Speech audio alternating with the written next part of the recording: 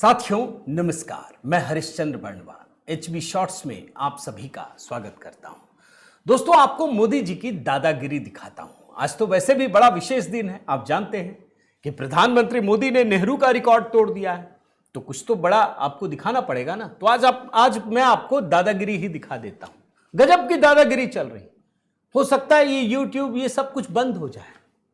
आपने कहीं कुछ देखा हो ना देखा हो, मैं आपको बता देता हूं, उदाहरण भी देता हूं, आप देख के दंग रह जाएंगे। आप जानते हैं लगातार प्रधानमंत्री मोदी पर दोस्तों आलोचना होती है, उनको शिकंजे में रखा जाता है, उन पर निशाना साधा जाता है। जिसको जो मन में आता है वो कह देता है, वो सही हो ना हो ये तो छोड़ दीजिए। जैसे मैं आपको एक आध उदाहरण दिखाता हूं, जैसे ये है देशभक्त वाले। ये सिर्फ उदाहरण है, अभी मैं आपको उदाहरण एक बढ़िया वाला दूंगा, सच्चा वाला।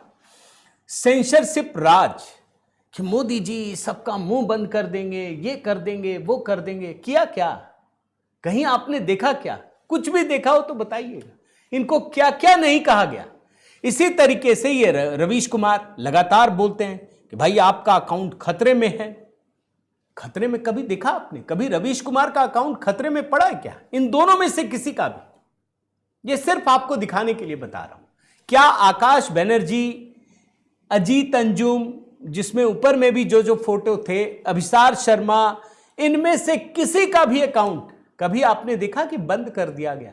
अच्छा छोड़िए, बंद भी छोड़िए, किसी की गिरफ्तारी हुई है क्या? रवीश कुमार को कभी धर दबोचा? ये तो आलोचना ही करते, लेकिन नहीं। असल आपको कहानी दिखाता हूं, जरा इस लिंक में आइए।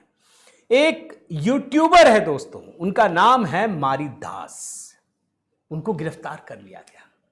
यह भाजपा शासित राज्य में नहीं किया गया। आप बोलेंगे क्यों पता नहीं चला? क्योंकि यह भाजपा शासित राज्य में नहीं है। ये कहां है? ये तमिलनाडु में है। बड़ा फेमस यूट्यूबर है ये, इनका नाम मारीदास है। इसका गुनाह क्या है? इसने तमिलनाडु के मुख्यमंत्री विजय और उनके मंत्रियों की आलोचना की है। बस इसी आलोचना करने पर इनको गिरफ्तार कर लिया गया। और बाकायदा दोस्तों चेन्नई से साइबर अपराध शाखा की एक विशेष टीम मदुरै पहुंची। मदुरै पुलिस की सहायता ली गई। फिर इनके घर सूर्यनगर स्थित इनके आवास से हिरासत में लिया गया। फिर आगे की पूछताछ के लिए इनको चेन्नई लाया गया। और इन पर यही आरोप है, मैं मीडिया रिपोर्ट से ही पढ़ देता हूं, कि उन्होंने सीएम विजय और उनके मंत्रियों की आलोचना की। और इसीलिए चेन्नई साइबर क्राइम विंग की एक विशेष टीम ने यह एक्शन लिया है दोस्तों। अब आप कल्पना कीजिए, सिर्फ आलोचना करने पर यहां मोदी जी को क्या क्या कहा जाता, आप जरा समझिए दोस्तों। और ये जो चेन्नई पुलिस है उसने क्या क्या मामला दर्ज किया वो भी सुनिए।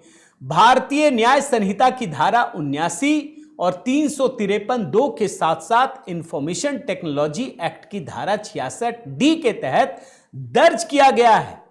राज्य सरकार के कामकाज के खिलाफ लगातार लगाए जा रहे आरोपों और आलोचनात्मक टिप्पणियों के बाद चेन्नई पुलिस के साइबर अपराध विभाग ने यूट्यूबर के खिलाफ स्वयं ही मामला दर्ज कर दिया। लोकतंत्र सुरक्षित होगा, ये लोगों से पूछना चाहिए। खास करके ये सारे लोग जो देशभक्त हैं, रवीश कुमार हैं, तमाम लोग, अजीत अंजुम है, पुनि प्रसून है, कि चलो वहां तो लोकतंत्र सुरक्षित है ना भैया। सरकार की आलोचना करे, उसको वहां से ले करके गिरफ्तार कर लिया गया, कोई बोलने वाला भी नहीं है। आपको कहीं ये खबर दिखेगी भी नहीं, कहीं मेन स्ट्रीम मीडिया में दिखी क्या?